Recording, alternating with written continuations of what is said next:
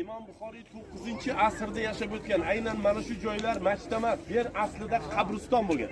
Mana oradan yillar o'tib 16-asr yarmiga kelib Buxoroxon Abdullaxon bu yerdan boshlab masjid quradi deydi. Imom Buxoriy milodiy 810-yili Buxoroni Qorako'l tumani Qo'ykent degan bir qishloqda ziyolilar oilasida tavallud topgan.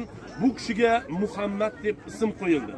Ismi Muhammad, otasi Xo'ja Ismoil Ahmad ismli akasi bo'lgan. Imom Buxoriy deymiz. Bu Buxorolik imom degan ma'noni bildirgan. Imom Buxoriy yana 2 yoshlarda ko'zlari ojiz bo'lib qoladi, ko'rmay qoladi. Ota-onasi Muhammadni tabiblarga ko'rsatdi, tabiblar davolab bo'lmasligini aytdi. Oradan 2-3 yil vaqt o'tib Imom Buxoriy 4-5 yoshlar chamasi bo'lgan bir kuni onizor har galgidek yarim kechasi tahajjud namozini o'qib, joynamoz ustida soatlab duo qildi.